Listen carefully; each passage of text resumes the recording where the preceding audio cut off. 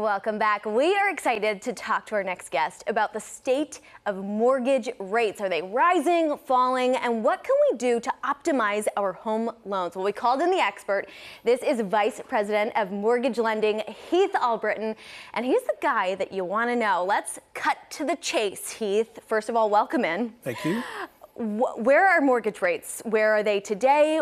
How are they trending? We need to know. It's the #1 question. It is. It's a question I get very often, obviously, right? It's always the first question I get. So the good news is where rates are stabilized right now and they are trending down, okay? So every product's different.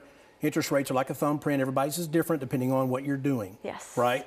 So the people smarter than me, the experts think that by the end of the year, we may be in the low 6s. So remember the rates when everybody got spoiled, the 2s and the 3s? Yes. Those are long gone, I know it, right? So there's an old saying, I did not make this up, date the rate, marry the house, right? So get the house now, you can always refinance to a lower rate later. Good to know. Okay, because that leads me into my next question. Good time or bad time to refinance, buy, or take out a loan maybe for home repairs? Right. And everybody's situation is different, but I say now is the time to buy. If you wait for interest rates to go lower, you just created competition for yourself, because if rates are lower, more people are going to enter the market.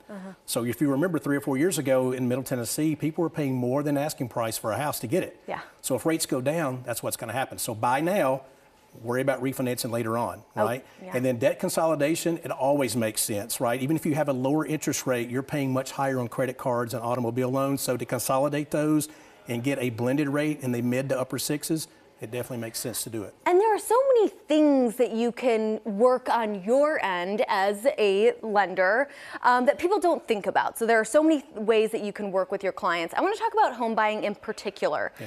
What are some common mistakes that home buyers make? How can we avoid them? Yeah, and we see it every day. So the first thing is not getting a lender involved early in the process, right? So the last thing, everybody thinks their situation's good until you actually look at it. Yeah. So you want time to be able to correct mistakes, okay? But don't make a big job change. Don't make big purchases, right? No cars, So don't go boats. self-employed. Don't go commission only, because underwriters typically want to see a 2-year window for that. So don't make any big decisions, right? Or if you do, call your lender first and just double check. Okay, very good. This guy has been in the industry for 28 years, born and raised Middle Tennessee. How did you get into the industry? Yeah, so ironically, I was in the Air National Guard here in Nashville and met a guy through flying of all things, and he was in the mortgage business. I was transitioning, getting out of flying, and I ended up in the business, and 28 years later, I'm still in it. Here we are, Here we are. Well, very good. So for those of us who may be looking for a lender, what's the process when you're looking for one? What do we need to know? Yeah, so typically what's going to happen, if you're working with a real estate agent, the real estate agent's going to make a recommendation. Okay. You're going to get lots of recommendations from everybody, right? Relatives and everybody else. So I say 3 things that are non-compromising in my industry. Okay, that's trust, communication, and availability. So make sure you consider those 3 things when you're looking for a good lender. Very good, yes, because it's the biggest purchase you will ever make. Absolutely. Right? I want to talk about what it's like to work with you in particular. What's it like as a client? So I pride myself in hand-holding and communicating. Right? As again, you did say it's the biggest purchase of your life, and it's very important to have somebody when you need them.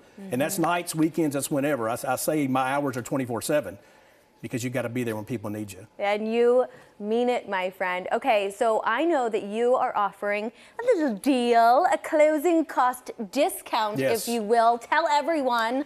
So $500 off closing costs. We know that fees add up and every dollar counts. So we're offering $500 off closing costs right now to any listeners out there.